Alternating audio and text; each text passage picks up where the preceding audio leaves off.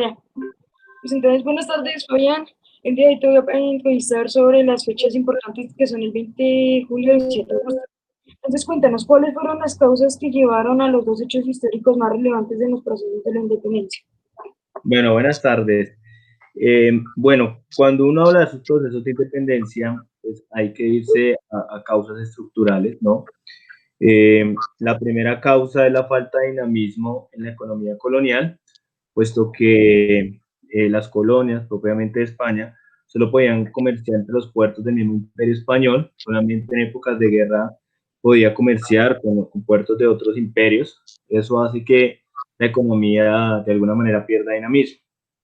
Ese hecho económico puede conducir fácilmente a que pues, las naciones quisieran organizarse bajo estados económicamente independientes. Entonces esa puede ser una primera eh, causa. Otra causa, ¿no? Los movimientos de rebelión, ¿no? Las primeras formas de insurrección popular que se dan en América, por ejemplo, todo el tema del movimiento comunero, que eso tiene relación directa pues con las guerras imperiales que se llevaban, por ejemplo, entre Reino Unido, entre Inglaterra y España. Recuerden todo el tema de Blas de Lezo, eh, todo el tema que se da en Cartagena, la batalla, como esa batalla entre estas potencias de alguna manera va a generar que acá, principalmente en algunas ciudades, se suban los impuestos. Eso hace que se genere un movimiento que en algún momento se llamó el común, que posteriormente va a denominarse movimiento comunero, que pues es traicionado, ¿no? En todo el tema de las obispos, en Zipaquirá, y que finalmente pues termina con el desmembramiento, por ejemplo, de José Antonio Galán, ¿no? Como una señal de decirle al pueblo que no podía insurreccionarse porque eso podía pasar.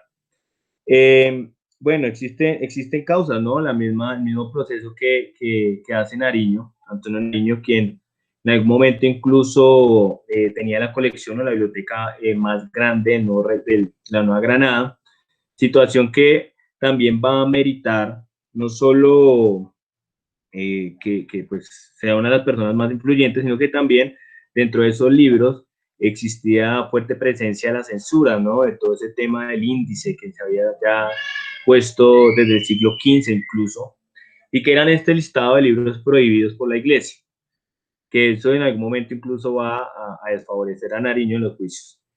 Pero bueno, una de las causas fuertes de lo de Nariño es que él ya había o se había de alguna manera primero traído los derechos del hombre y del ciudadano desde Francia, de todo el tema de la Revolución Francesa, y segundo, que pues Nariño ya había empezado a hacer los primeros acercamientos frente a lo que podía ser una independencia, solo que él sacó una conclusión y es que aquí no están dadas todavía las condiciones para que la gente realmente quiera iniciar un proceso de independencia.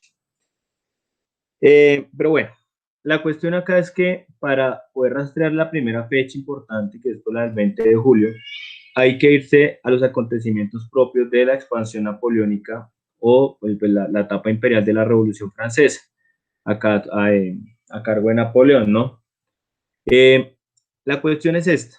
Cuando eh, Francia llega a España y derroca al reino, derroca a Fernando VII, dentro de las colonias no se aceptaba pues, el nuevo gobierno provisional francés, que si no estoy mal es Francisco I. Pues, sí. La cuestión es que al no aceptar se van a crear juntas de gobierno en España, esas mismas juntas de gobierno se van a crear acá. Pues estas juntas de gobierno van a ser esos mismos hombres criollos que deseaban poder, los mismos que venían persiguiendo el poder desde hace mucho tiempo y a los cuales los habían reducido simplemente, por ejemplo, a los cabildos, los que iban a protagonizar pues estas juntas de gobierno. La cuestión es que el pueblo no va a estar con ellos, el pueblo no va a estar con ellos, se necesita una manera para que pues, el pueblo esté con ellos, insurreccione, y pues ahí viene todo el tema de lo del jarrón de Llorente, pero más allá de un jarrón, hay que decir que realmente el proceso de independencia el 20 de julio va a marcar, es el inicio de eso que vamos a conocer nosotros posteriormente como la patria boba, que eso va a ser también una de las grandes consecuencias.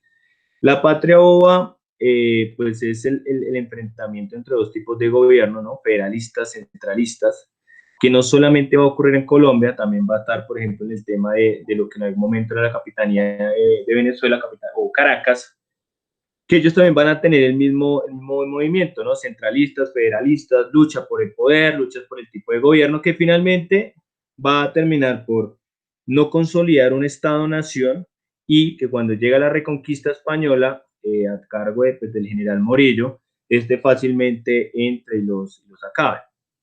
Ahí es donde entra, creo, la otra fecha, ¿no? El mismo Bolívar, Simón Bolívar, quien ya había hecho parte de los movimientos igual que sucedió acá en Colombia, y que incluso había respaldado al gobierno federal, es decir, encabezado por Cartagena, a pesar de que Bolívar en un principio tenía pues unas fuertes renuncias frente al federalismo.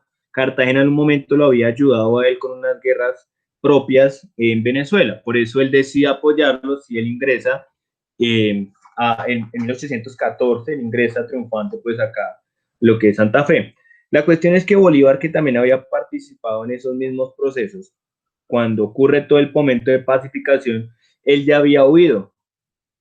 Cuando vuelve, ve la necesidad fundamental de organizar un ejército donde iban a estar principalmente, por ejemplo, eh, llaneros, iban a estar personas de Venezuela, incluso extranjeros, ¿no? Estaba, mi memoria llega a José Antonio Páez, por ejemplo, que en un momento era un capataz, o se decía era un capataz de esas grandes haciendas de terratenientes allá, y que gracias a eso, por ejemplo, a esos líderes populares propios de esas zonas, es que logra adeptos frente a ese movimiento revolucionario, que finalmente no va hacia Venezuela, sino llega hacia el nuevo reino de Granada.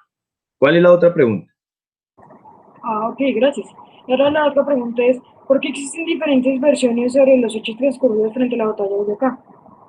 Ok, esa es una pregunta sumamente interesante, y es que normalmente los historiadores que en un momento recapitularon todo ese tema van a dejar afuera tradiciones orales propios, por ejemplo, de pueblos de Santander. ¿Mm? Entonces, la historia no oficial, pero que tiene una validez frente a las tradiciones orales, nos va a decir que en Santander, principalmente en lo que es la provincia de, bueno, eso se llama el Pienta. Recuerde que Santander en ese momento estaba dividido por provincias, no estaba la provincia del Socorro, pero bueno, en esas provincias hay un pueblo que se llama Charalá,